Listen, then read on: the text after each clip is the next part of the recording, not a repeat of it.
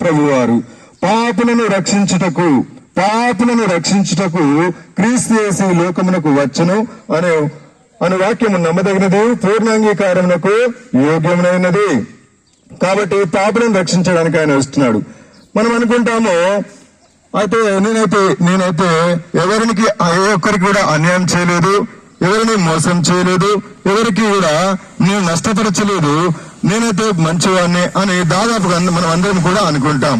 అయితే బైబిల్ వాక్య ప్రకారము ఏ భేదము లేదు, అందరూ పాపం చేసి దేవుడిని గురించి మహిమను పొందలేకపోతున్నారని బైబిల్ గ్రంథం దేవుని యొక్క వాక్యము సెలవిస్తా ఉంది. ఏ భేదము లేదు. అయితే మనుషుల రక్తంలో భేదం ఉంది, మనుషులలో ధనికులు పేదవారు, తర్వాత దరిద్రులు, కటిక పేదవాడు రకరకాలుగా భేదం ఉంది, దేశాలలో భేదం ఉంది, భాషలలో భేదం ఉంది, రక్తంలో భేదం ఉంది. అయితే పాపం విషయానికి వస్తే ఏ మాత్రమూ భేదం లేదు. అది ప్రపంచంలో ఎవరైనా సరే ప్రతి ఒక్కరు కూడా మరి పాపంలో పడిపోయినారు. కాబట్టి ఈ పాపం వల్ల వచ్చే జీవితం మరణం, నరకం, అగ్నిగుండం, యమలోకం అని కూడా తెలుసుకుంటాం మనం. కాబట్టి మనము ఉదాహరణకు రోజుకు ఒక అబద్ధం ఆడినా కూడా అది వారానికి 7 అవుతాయి, నెలకు 30 అవుతాయి, సంవత్సరానికి 365 అవుతాయి. కాబట్టి మన యొక్క వయసును బట్టి చూస్తే అవి మన తల వెంట్రుకల కంటే కూడా మించిపోతాయి. కాబట్టి ఇది మాత్రమే కాదు, ప్రతి ఒక్క మానవుడు కూడా జన్మ కర్మ అనే పాపము ద్వారా ఉంటున్నాడు. కాబట్టి మానవుడు పాపంలో నుండి పాపంలోనే మరణిస్తే నిత్య నరకము, అగ్నిగుండం ఉంది. కాబట్టి ఆ అగ్నిగుండం నుంచి రక్షించడానికి మానవులు ఎలాంటి దుష్ట హృదయం కలిగిన వారు సరే, వారు ఎంతో చెడ్డవాడైనా సరే, వాడు తన ప్రవర్తనను దిద్దుకొని సత్ప్రవర్తన, మంచి ప్రవర్తన గలవాడు జీవించాలన్నదే దేవుని యొక్క కోరిక, ప్రేమ ఉన్నది. కాబట్టి యేసుక్రీస్తు ప్రభువారు మానవులను రక్షించట కొరకు ఈ మానవుడు పాపంలో నుండి పాపంలోనే మరణిస్తే నిత్య అగ్నిగుండం, నరకం ఉంది.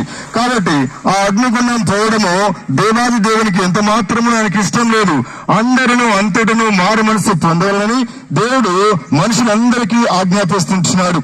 కాబట్టి దేవాది దేవుడు యేసుక్రీస్తు ప్రభువారు ఆయన పరలోకమందున్న దేవుడు, ఆకాశం భూమి ఆయనకు పాదపీఠంగా ఉంటుంది, ఆకాశం ఆయన సింహాసనంగా ఉంటుంది, భూమి ఆయన పాదపీఠంగా ఉంటుంది. ఆయన సృష్టికర్త అయిన దేవుడు మనలను ప్రేమించి ఆయన పరలోకం నుంచి భూలోకానికి కన్యకైన మరియ గర్భాన జన్మించి 33.5 సంవత్సరాలు జీవించి ఆయన నీ కొరకు నా కొరకు ఆ యొక్క కల్వరి శిలువలో తన ప్రాణమును అర్పిస్తూ వచ్చినాడు. ఆయన రక్తాన్ని చిందిస్తూ వచ్చినాడు. ఆ రక్తం ద్వారా మనుషులందరికీ పాప క్షమాపణ, ఆత్మ క్షమాపణ, నిత్య జీవము, పరలోక రాజ్యము.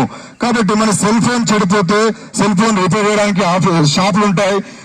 తర్వాత మనకు ఇంట్లో టీవీ ఖరాబ్ అయితే టీవీ షాప్ ఉంటుంది. అయితే మానవునికి హృదయము చెడిపోయింది. హృదయము అన్నిటికంటే మోసకరమైనది, అది ఘోరమైన వ్యాధి గలది. దాన్ని గ్రహింపగలవాడేడు.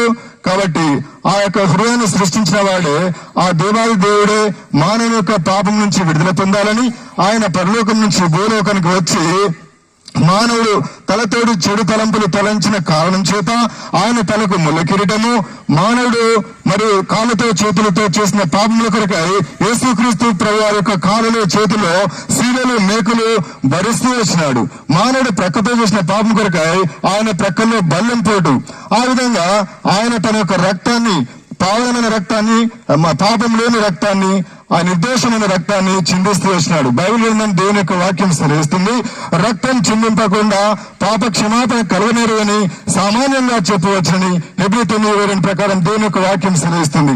కాబట్టి దేవాది దేవుడు మనుషుల యొక్క పాపను తీసివేయడం కొరకై ఆయన మనల్ని ప్రేమించి మన కొరకు కల్వరి శిలువలో తన ప్రాణాన్ని అర్పిస్తూ వచ్చినాడు. ఇజ్రాయెల్ అనే దేశంలో బెత్లెహేం అనే గ్రామంలో గొల్గొతా కొండ పైన నీ కొరకు నా కొరకు ఆయన యవ్వన కాలంలో 33.5 సంవత్సరాలు జీవించి కల్వరి శిలువలో తన యొక్క అమూల్యమైన రక్తాన్ని చిందిస్తూ వచ్చాడు. ఆయన రక్తం ద్వారా సకల మానవులకి పాప క్షమాపణ. అంతేగాని ఎడ్ల మేకల యొక్క రక్తం వలన మానవుల యొక్క పాపం పోదని దేవుని యొక్క వాక్యం సెలవిస్తుంది. కాబట్టి ఒక గుడ్డివానికి దారి చూపించలేడు కదా. అదేవిధంగా పాపలమైన మన కొరకు జంతువులను, మరి కోళ్లను, గొర్రెలను వీటిని బలివ్వడం ద్వారా మానవునికి పాప క్షమాపణ లేదు. కేవలం యేసుక్రీస్తు ప్రభు వారి రక్తం ద్వారానే మానవునికి పాప క్షమాపణ. ఎందుకు ఆయనలో అంటే ఆయనలో పాపం లేదు, ఆయన పుట్టుకలో పాపం లేదు, ఆయన జీవితంలో పాపం లేదు, ఆయన యొక్క నడవడిలో పాపం లేదు. ఎక్కడ కూడా చూపులో గాని జీవితంలో గాని ఎక్కడ కూడా పాపంలో చేరక ప్రత్యేకంగా జీవించిన వాడు ఆయన. కాబట్టి సృష్టికర్త అయిన దేవుడు, ఏ పాపం మెరుగని దేవుడు, ఆయన మనందరిని ప్రేమించి మనకు రావాల్సిన శిక్షను ఆయన అనుభవించి మనకు ఉచితంగా రక్షణను అనుగ్రహిస్తూ వచ్చినాడు. ఇలాంటి రక్షణ నీవు కూడా పొందాలంటే నీవు కూర్చున్న చోటనే నిలిచిన చోటనే యేసు ప్రభువా నేను పాపని, నా పాపము క్షమించుము, నీ రక్తం చేత నన్ను కడిగి పవిత్రపరచమని నీ హృదయాన్ని విశ్వసించి నోటితో ఒప్పుకుంటే ఆయనను రక్షిస్తాడు, నీ పేరు జీవగ్రంథంలో రాసుకుంటాడు. మనం ఎప్పుడు ఈ లోకాన్ని విడిచినా కూడా ఆ యొక్క నిత్య రాజ్యంలోనికి, పరలోక రాజ్యంలోనికి మనలను వారసురాలిగా ఆయన చేసుకునేవాడుగా ఉంటాడు. కాబట్టి మీకు ఇంకా ఎక్కువ చెప్పాలని ఉంది, సమయం లేదు. దయచేసి మేము ముందుకు వెళ్తున్నాం. ఈ రోజు గిల్గాల్ ప్రార్థన మందిరంలో ఉదయం 10 గంటలకును, సాయంత్రం లక్ష్మారెడ్డిపల్లిలో 7 గంటలకు ప్రత్యేకమైన కోరుకుంటుంది. దయచేసి మీరు అందరూ రావచ్చు, ఇంకా దేవుని యొక్క మాటలు వినవచ్చు, తెలుసుకోవచ్చు. దేవుడు మిమ్మల్ని ఆ విధంగా దీవించి ఆశీర్వదించిన గాక.